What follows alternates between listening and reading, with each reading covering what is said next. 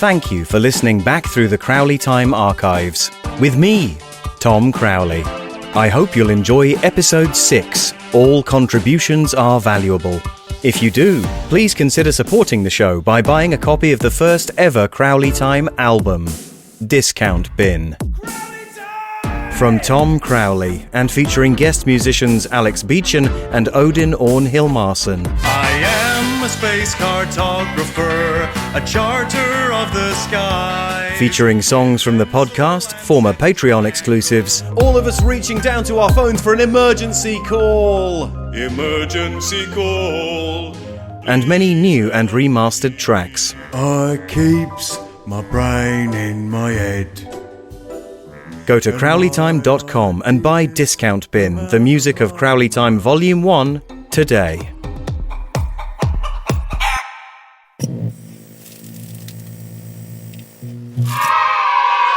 What? Look out! Well, that's all for the birthday sack this week, kids. Thanks, Congratulator. You're welcome, Josh. Later on, we're going to be talking to BTS about their feelings on the global climate crisis and learning how to make a decorated ashtray for Grandad's birthday. But right now, it's Crowley time.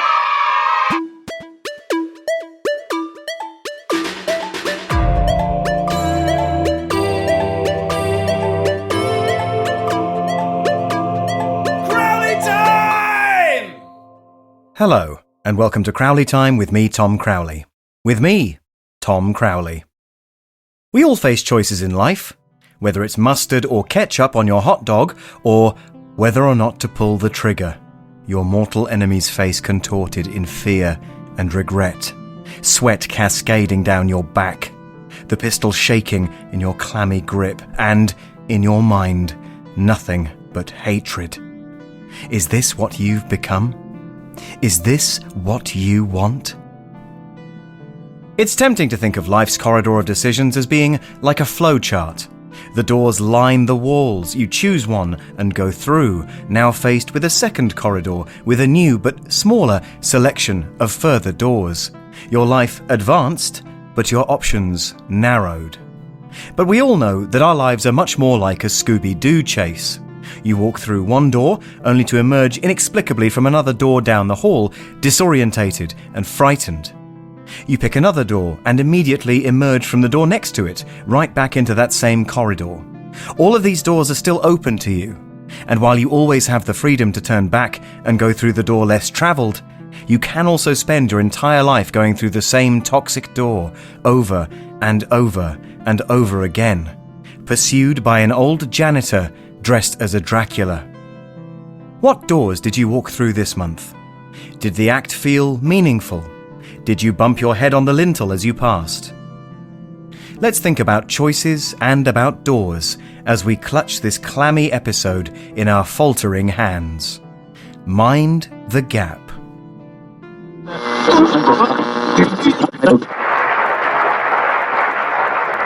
Extra, extra, read all about it. Von Papen leads new German government, only 5 cents. Extra, extra. Excuse me, my good man, I'd like a newspaper. Yeah, well, I'd like a trip to Europe, only I ain't got the scratch, pal. What an outspoken gentleman.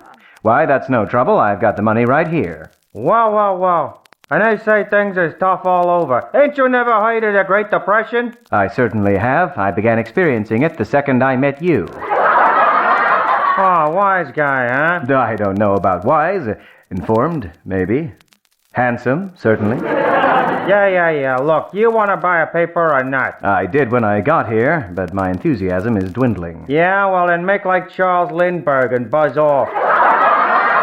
No, pardon me, my good man. I'll take one newspaper. Well, that'll be 6 cents. 6 cents?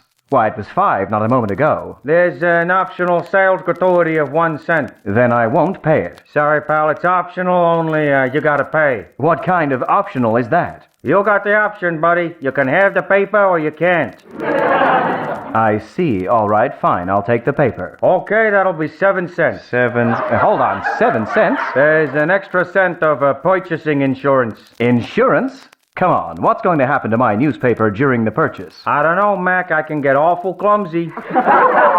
Nevertheless, I won't pay it. Your choice, pal. No sale. I beg your pardon. What kind of choice is that? You can either have the paper or I you can't. can't. All right, fine. Here you go. Don't forget the extra cent for the farmers in Illinois. The farmers in Illinois? I don't care about the farmers in Illinois. Then you can take that up with FDR and his New Deal. Boy, the news in this paper, it better be good. Don't count on it, Bob. I don't like the Weimar Republic's chances. Oh, really? Tell me more. I'd be glad to, pal. 8 cents. All right, I'll pay it. Only you guarantee there are no more hidden charges? Nope. No surcharges? Nope. No taxes on top? Nope. All right, then, I will buy this newspaper. Okay, 10 cents. 10 cents? Where in heaven's name did that come from? Inflation.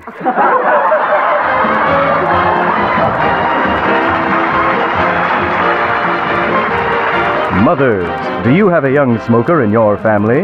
Can they simply not handle the full flavor of a Lucky Strike original? Well, British American Tobacco is proud to present Lucky Strike Juniors for the little chimney in your life. Hello, this is Crowley Time with me, Tom Crowley with me, Tom Crowley. We can't take your call at the moment. Please leave your message after the tone. Hello, Mr. Crowley. It's Jenny here from Premium Estates. I've got a first-floor two-bedroom flat in Islington, modern fitted kitchen, large reception room, bath and shower, only $900 a month. It's not on offer, I'm just bragging.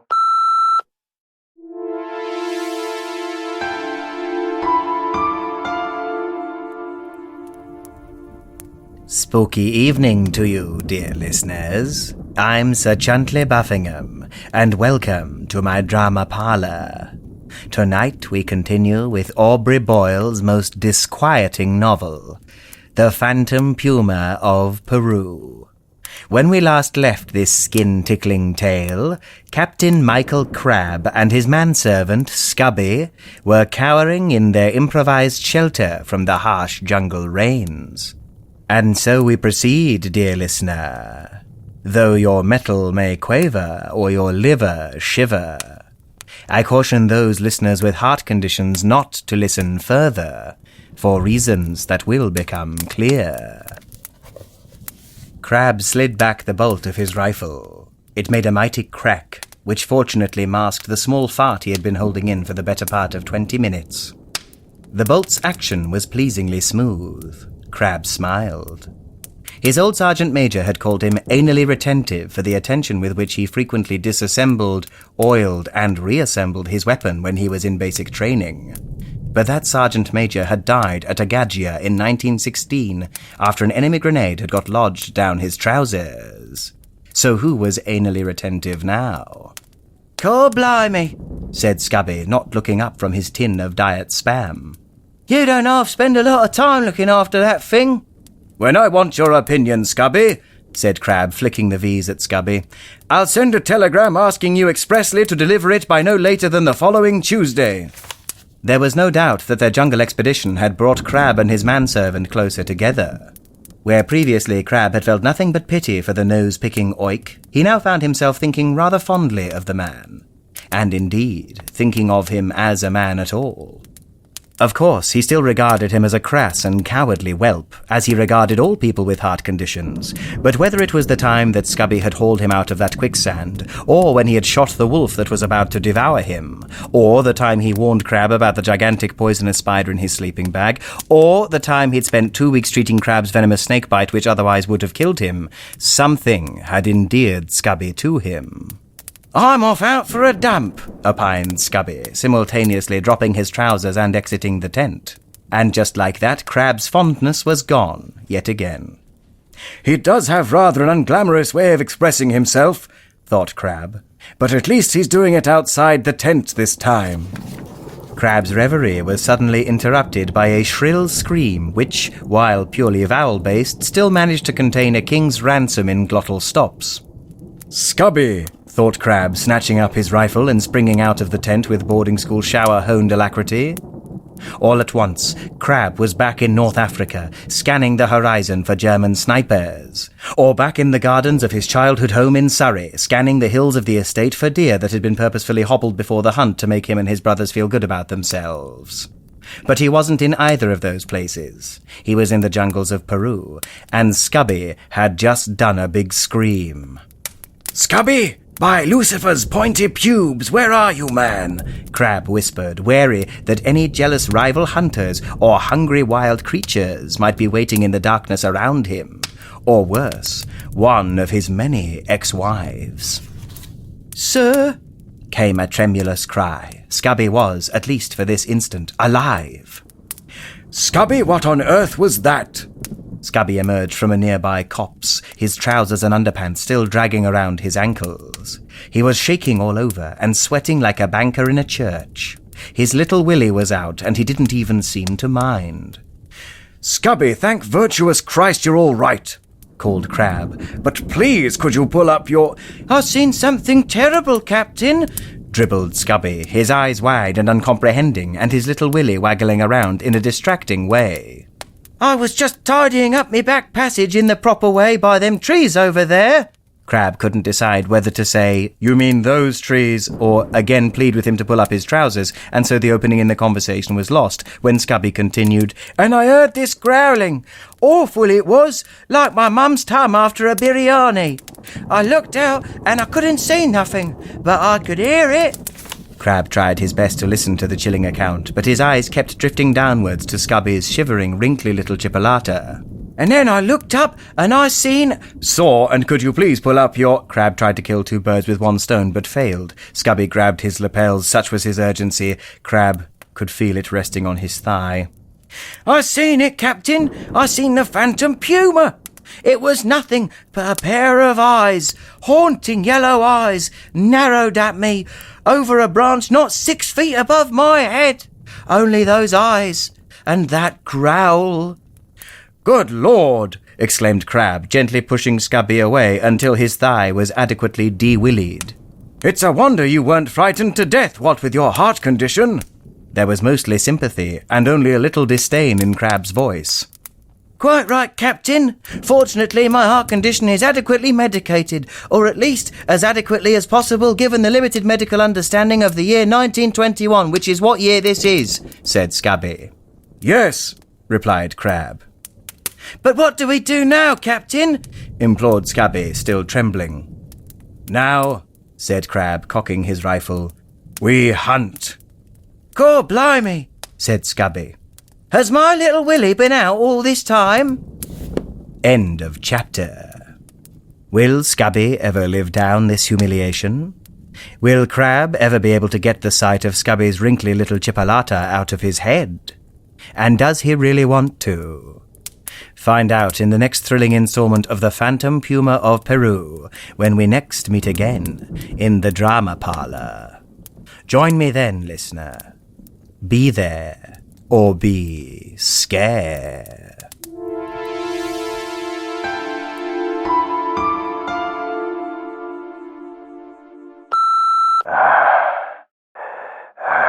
Tom Crowley. Oh, what are you wearing? Oh, yeah.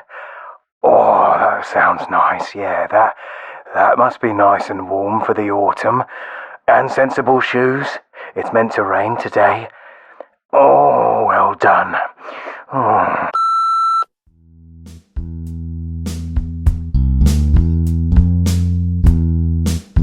Now it's time for some on-the-spot reporting, recorded at the world's biggest arts festival, the Edinburgh Fringe. It's Tom's Fringe Diary. Hello. This is Tom's Edinburgh Fringe Diary 2019. I'm up for a week to take in all the sights and sounds of the Edinburgh Festival Fringe, and so I thought I'd document what I see and hear on my way. There's a bit of an insight for anybody who hasn't had the chance to visit this year. Now, if you're not familiar with the Edinburgh Fringe, what it is Edinburgh is a city in Scotland, in the United Kingdom for now, and it's a place where everybody involved in a theatre, or particularly in comedy, they leave London, where they live year-round. They book some expensive accommodation in the beautiful historic city of Edinburgh, and they put on a show for an entire month in the hopes that it might expose them to a wider audience, or possibly advance their careers, help them make some new connections. But in 98% of the cases, what it will actually do is sap all of their reserves of money, self-belief and energy, and also mean that they have to turn down any paying work that comes up throughout the month of August every single year. But there's a wonderful atmosphere, of course. There's a beautiful city to walk around in, and also the highest concentration of shows, whether it's a show inside an actual venue or two bonquettes pushed together in the corner of a pub that's pretending to be a venue, or even just in the local lunatics shouting their beliefs at you on the Royal Mile, which are indistinguishable from a student theatre company putting on a show about a local lunatic shouting their beliefs on the street corner. But it's day one now, and I'm feeling full of energy, excited to see all the shows that are being put on by my friends and people I love to see and who I admire, to make up a fourth or fifth audience member in their performances, and hopefully to reinstate some of the energy and optimism that they came up with by being a warm body in a room. I'll update you how things go and any highlights I have from the festival as this diary continues.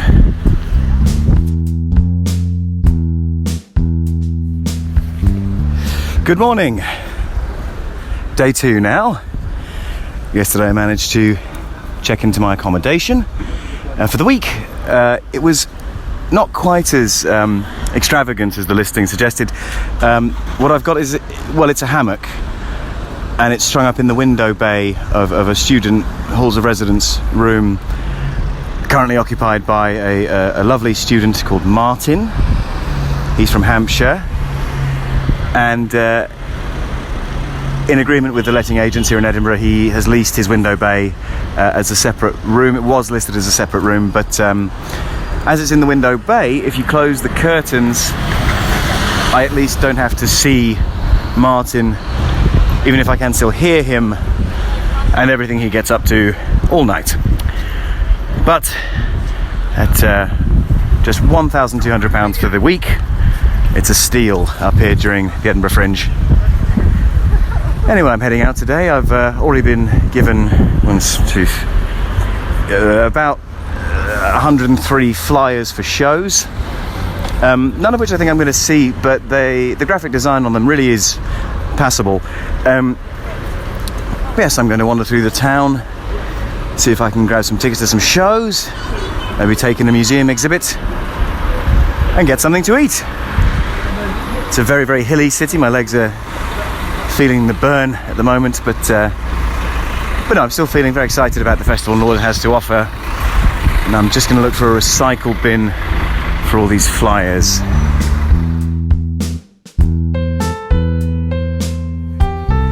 Day 3.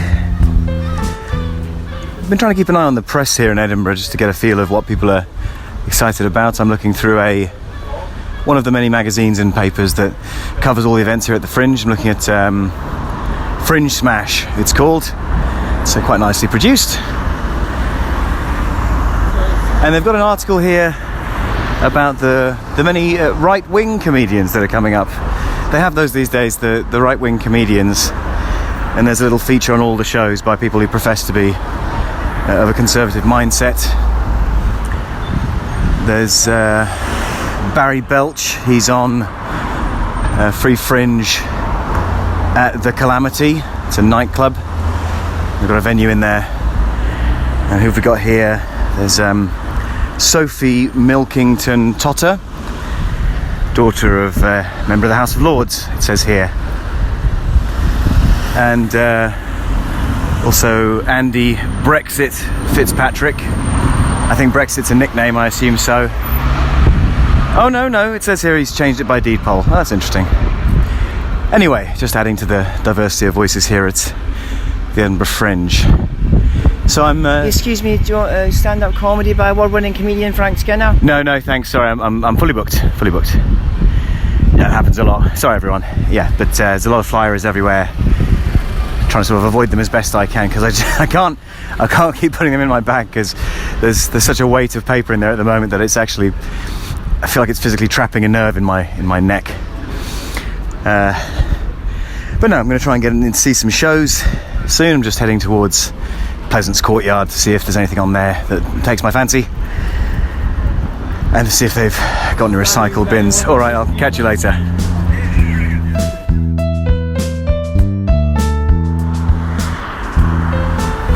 Hi again.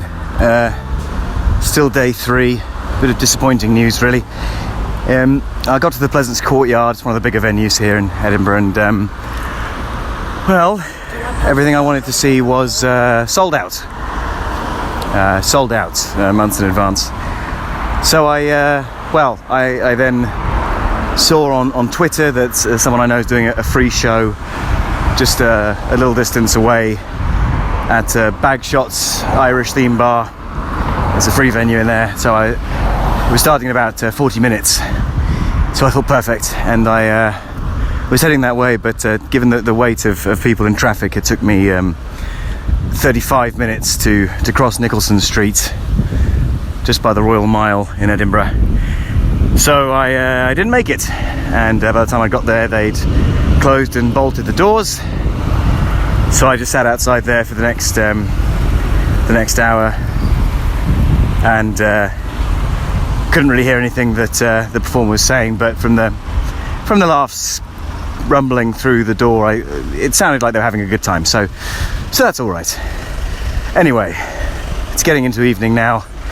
There's not much else on tonight that I'm that interested in, so I'm just going to head home. See Martin.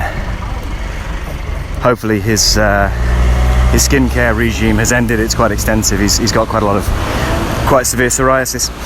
So the creaming process can take, so he told me, up to 36 hours, but hopefully it's passed a bit quicker today. So I'll check in with you tomorrow. Okay, happy fringing.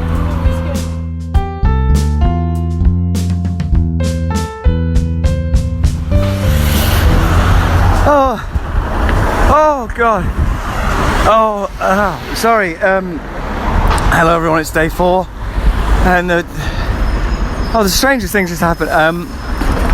So I came out of the flat, Martin's flat, this morning, and I was just crossing the street, and I thought, I looked over the road and I just thought, that looks like comedian and frequent Radio 4 guest Frank Skinner. And I don't know how this happened, how he found me, but he was saying to me, is it true you turned down one of my flyers? And I could bet it, you might remember, I looked back through the recordings, and yeah, I did, because I was talking to you, and I didn't even remember, but he said, you turned down one of my flyers, don't you know who I am? And I still hadn't quite taken in the fact that this was the actual famous comedian Frank Skinner, but he just started calling me like, you rats, you stinking rat, you rat bastard, and you know, do you know how hard I work on my material? And I went, I'm really sorry, but he clearly turned up with his mind made up, and he just started just laying into me. It was like flinging fists and knees at me. I went down like a ton of bricks in seconds, and he just started kicking me, just kicking and kicking me, just you bastard, you rat think bastard, how dare you? And I just didn't, I couldn't even, I was so shocked I couldn't talk, and I said, I'll take a flyer now, I'll take it now, and he was going, I don't do that myself, I've got people for that, and oh god, I can still taste blood in my mouth. I tried to phone an ambulance, but they just said, you know, the fringe is on, we haven't got adequate service. And I was like, but I'm on the floor, I'm lying on the floor, I'm just bleeding here, and they wouldn't have it. They said, well, you might want to try and call like an Uber Eats and get a lift. And I thought, this is ludicrous, and I haven't even got the app, so I'm just on my way to the nearest hospital at the minute. I was definitely going to need at least a couple of stitches, but this isn't as advertised in the fringe brochure. Never said, you know, 9:32 a.m. Frank Skinner's going to knock you to the ground and kick the shit out of you, but oh god, I'm passing out. I just need a minute. I'll speak to you tomorrow. Happy fringing. Oh Jesus.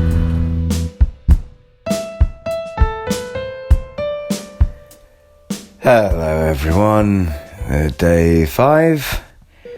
I've been overnight in hospital.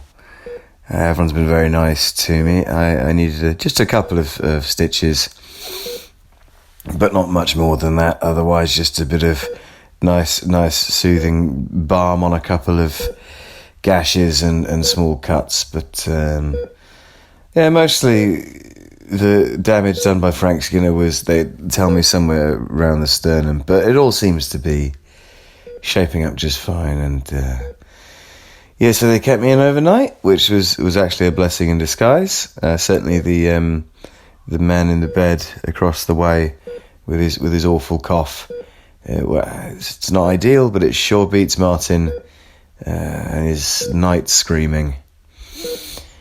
So, as you probably could guess, I haven't managed to see any more shows just yet, but they did put me under a pretty heavy sedation for the duration of the patching me up.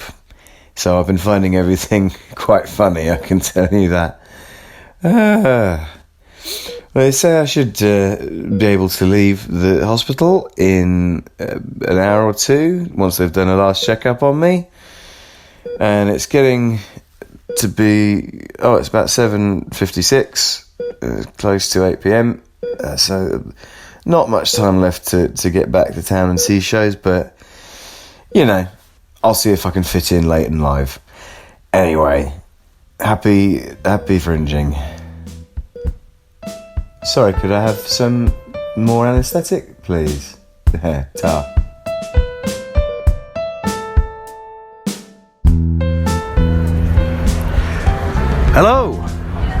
Hello again. Day 6, my last day in town. Back up on my feet, feeling much better. Back at the flat last night with Martin. He was up till 3 a.m. practicing his chanting. Couldn't deduce what religion the chanting was associated with, or belief system, or folk singing group, I don't know. All I do know is it went on till 3 a.m. But after that the screaming was minor, so that was much easier to deal with. So, one last try, my last day in town. I did try late and live last night, but it was sold out. But I feel good today. It's the very last day in town, last full day. And I'm back out in town. I'm going to find that brilliant fringe experience that makes you want to write home about it, the one that you're really listening out for, you listeners at home, the one you want to hear about. And today, I'm going to find that, so I'm on my way to the Royal Mile, where all the flyers live, to try and get a sense of what's going on in town and what might be the best thing to spend my last day on. Just arriving at the Mile now, and it looks different from normal. There's all the usual crowds, but there's quite a large group right in the middle, and oh my god, Frank Skinner's here as well. There's Frank Skinner, and Daniel Sloss, and there's Catherine Ryan, and there's a huge crowd of very respectable television comedians in the middle of the Mile, and they've got something with them. It looks like a huge Edinburgh Comedy Award made of wicker, and Frank Skinner's turning, and he's oh my god, he's looking straight at me. Frank Skinner's looking straight at me, and he's beckoning me over. Oh no. Oh god. Oh Jesus Christ. Oh god, they're coming. Oh god. Oh god. Oh god. Oh god. Oh god. Oh god. And Frank Skinner can be seen at venues around the country on his new stand-up tour, Showbiz. Full details at frankskinnerlive.com. And that's your lot. Did you spot the choices made by this cavalcade of characters? Did you approve? Were you angry? Were you envious? Take those feelings with you, that inspiration, that disgust.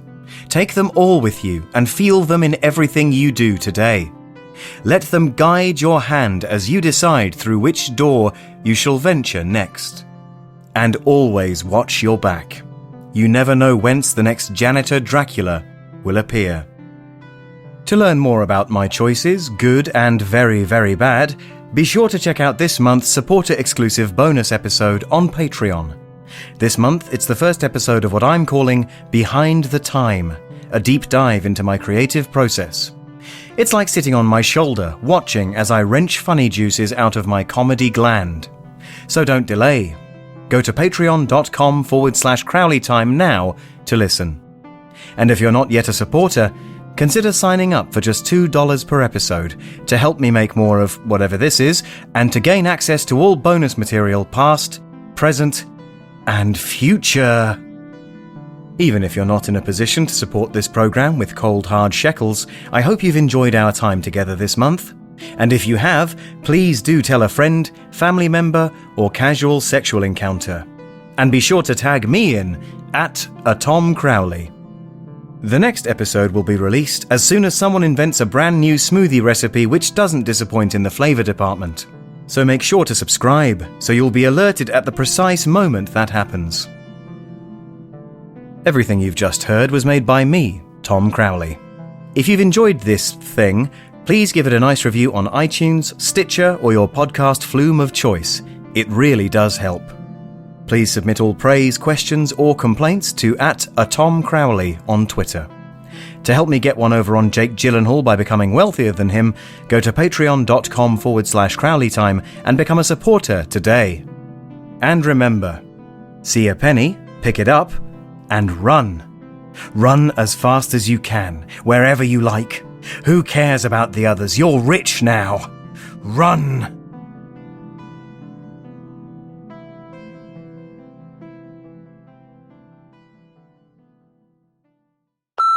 Hello, Tom Crowley. It's Frank Skinner here. What you've done is quite frankly tantamount to gross character assassination, so you'll be hearing promptly from my many lawyers.